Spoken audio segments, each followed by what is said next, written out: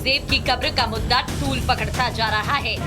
विश्व हिंदू परिषद और बजरंग दल ने अब औरंगजेब की कब्र के खिलाफ बड़े आंदोलन की चेतावनी दे दी है, ताकि सरकार जल्द से जल्द औरंगजेब की कब्र को हटाने की कार्रवाई शुरू करे।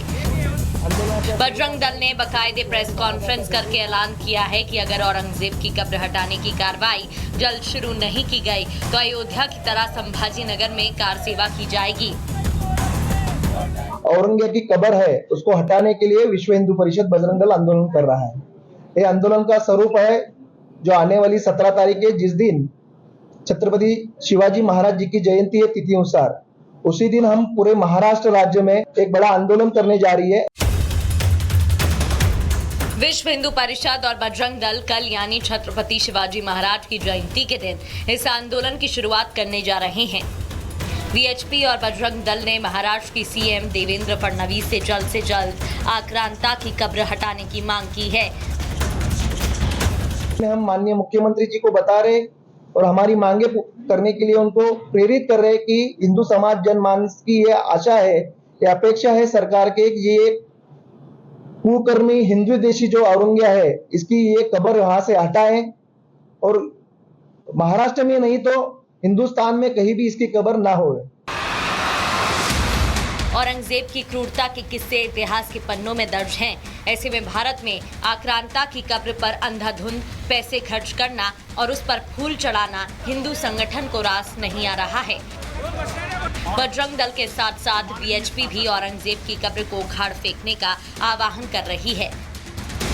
बजरंग दल विश्व हिंदू परिषद के जो महाराष्ट्र की टीम है, उन्होंने तय किया है कि कल यानी सोमवार को छत्रपति शिवाजी महाराज की जयंती है और उस जयंती पर हम उस कब्र का भी सत्यानाश करके और उस औरंगजेबी प्रतीक और उसकी मानसिकता को भी देश से विदा करेंगे। बजरंग दल और विश्व हिंदू परिषद की इस हुंकार का समर्थन संत समाज भी कर रहा है। संतों ने साफ शब्दों में कह दिया है कि महाराष्ट्र की धरती पर आक्रांता की एक भी निशानी को रहने नहीं दिया जाएगा। संत समाज ने भी महाराष्ट्र सरकार से मांग की है कि जल्द से जल्द बजरंग दल की मांग को पूरा किया जाए। महाराष्ट्र सरकार को निवेदन है कि महाराष्ट्र में औरंगजेब की कोई जरूरत नहीं है, उसकी कब्र तुरंत ध्वस्त की जाए, उद्ध्वस्त की जाए। औरंगजेब की कब्र के मुद्दे पर सत्तारूढ़ शिवसेना और उद्धव गुट के नेताओं के बीच भी जुबानी जंग तेज है। महाराष्ट्र विधान परिषद में नेता प्रतिपक्ष अंबादास दानवे का तर्क है कि कब्र की मौजूदगी इस बात की याद दिलाती है कि मुगल आक्रांता को पराजित कर यहीं दफना दिया गया। ऐसे में कब्र को नहीं हटाना चाहिए। औरंगजेब को लेकर महाराष्ट्र में सियासी पारा हाई है। किसी भी तरह की गड़बड़ी को टालने के लिए प्रशासन ने कब्र क्षेत्र में सुरक्षा व्यवस्था और मजबूत कर दी है। औरंगजेब की कब्र हटाने को लेकर जनता क्या सोचती है, ये जानने की कोशिश की हमारे सहयोगी ने।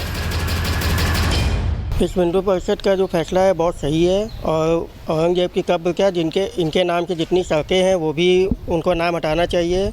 कब्र क्या, हमारा भी यही मानना है, औरंगजेब की निशानी इस देश से समाप्त कर देनी चाहिए क्योंकि एक बहुत ही क्रूर शासक था।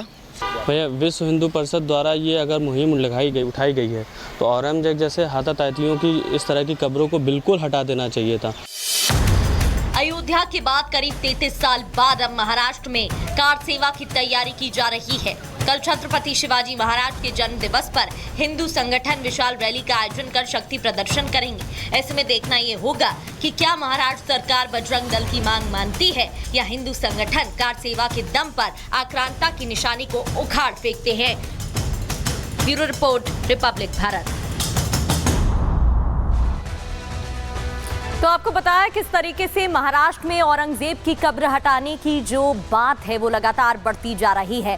अब आगे बढ़ते हुए बात करेंगे भाईजान की, जिन्होंने भड़काऊ बयान दिया। उनके बयान के बाद रिजवी का भी बयान सामने आया और उन्होंने कहीं ना कहीं अपने बयान से ओवैसी को धूल चटाने वाला काम किया। वक्त संशोधन बिल जेपीसी से पास हो चुका है। जेपीसी की रिपोर्ट के बाद से मुस्लिम संगठन और एआईएमआईएम चीफ असदुद्दीन ओवैसी की धड़कनें बढ़ी हुई हैं। मुस्लिमों को भड़काने का एक भी मौका नहीं छोड़ा जा रहा है। दिल्ली में बड़े आंदोलन की तैयारी की जा रही है, लेकिन इस बीच जैसे ही मौलाना रिजवी का बयान सामने आया, ओवैसी के एजेंडे पर पानी फिर गया।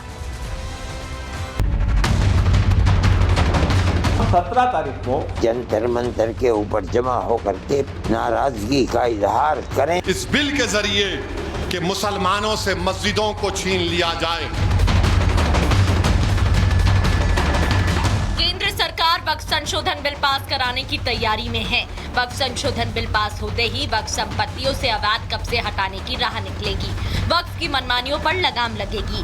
वक्फ बोर्ड में पारदर्शिता आएगी और सबसे बड़ी बात कि वक्फ बोर्ड में कुछ लोगों का एकाधिकार हमेशा के लिए खत्म हो जाएगा। यही वजह है कि खुद को मुस्लिमों का हिमायती बताने की होड़ मची हुई है। All India Muslim personal law board से लेकर जमीयत उलेमाए हिंद सहित कई मुस्लिम संगठन देश की मुस्लिमों को न सिर्फ झूठा डर दिखाकर बरगला रही हैं, बल्कि उन्हें सड़क पर उतरने को मजबूर भी कर रही हैं। होली से ठीक एक दिन पहले इन मुस्लिम संगठन ने दिल्ली के जंतर मंतर पर प्रदर्शन की तारीख रखी, लेकिन एंड वक्त पर तारीख बदल दी गई। प्रदर्शन के लिए 17 मार्च की तारीख तय की गई। इस प्रदर्शन में ज्यादा से ज्यादा मुस्लिम पहुंचे। इसके लिए असदुद्दीन ओवैसी जैसे नेता मुस्लिमों को भड़काने में जुटे हैं। इस महीने की शुरुआत में ही उन्होंने मुस्लिमों को उनकी मस्जिद छीनने का डर दिखाया। पीएम मोदी का नाम लेकर अपना एजेंडा साधने की कोशिश की। मैं फिर से कह रहा हूं, नरेंद्र मोदी की सरकार सिर्फ मुसलमानों से नफरत की बुनियाद पर वक्फ का कानून बनाने के लिए बिल्कुल आ रही है। हिंदू धर्म के भाई बहनों से कह रहा हूं, बीके मुखर्जी किताब में जब वो हो सकता है तो मुस्लिम धर्म में वक्फ बा यूजर कैसा निकालेंगे आप? राम मंदिर के जजमेंट में वक्फ बा यूजर को अपहेल्ड किया गया और वक्फ बा यूजर एविडेंस से होता है, पोजेशन से कायम होता है। मोदी बोल रहे नहीं, वक्फ बा यूजर मैं निकालूंगा। होली और जुमे को लेकर खूब सियासत हुई, लेकिन ओवैसी चुप रहे। लेकिन जैसे ही 17 मार्च की तारीख करीब आई, ओवैसी एक बार फिर मुस्लिमों को भड़काते नजर आए। इस बार योगी सरकार के फैसले को आधार बनाकर उकसाने की राजनीति शुरू कर दी।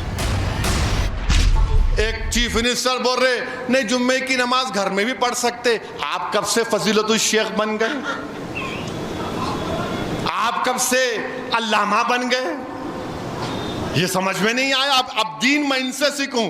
हम मस्जिद को जाएंगे और मस्जिद को आबाद करते रहेंगे, क्योंकि हमारा फ्रीडम ऑफ रिलीजन है।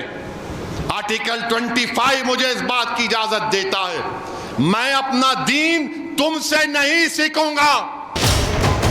होली के बाद असदुद्दीन ओवैसी की ऐसी बयानबाजी के पीछे का मकसद समझना बेहद जरूरी है।